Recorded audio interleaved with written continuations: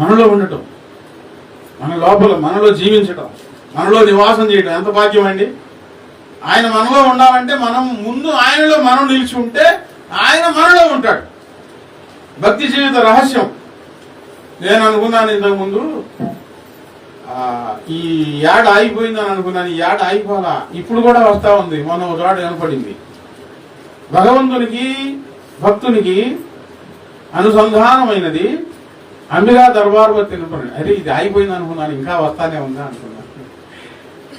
భగవంతునికి భక్తునికి అనుసంధానమైనది అంబికా దర్బార్ బత్తి అంటే నేను అనుకునేవాడిని ఈ అంబికా దర్బార్ బత్తిలో ఏం కలుపుతారు,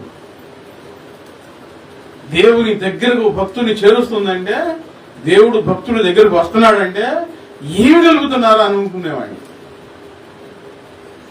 వాక్యాలు బాగా బైబిల్ గ్రంథం బాగా చదివిన తర్వాత నేను నేర్చుకొని నాకు అర్థమైంది ఏంటంటే, భగవంతునికి భక్తునికి అనుసంధానమైనది పరిశుద్ధత, ప్రేమ. చెప్పండి ఏంటి? పరిశుద్ధత, ప్రేమ.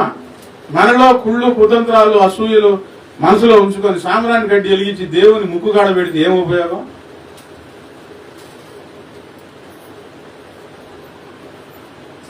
మనసు నిర్మలమైతే దేవుడు మనలోనికి వస్తే భక్తి జీవితం యొక్క రహస్యం అక్కడ ఉంది. మనము దేవుల్లో ఉండాలి, దేవుడు మనలో ఉండాలి. ఇది మర్మం, భక్తి జీవితం మర్మం. ఇక తినటం, తాగటం, సుఖించటం,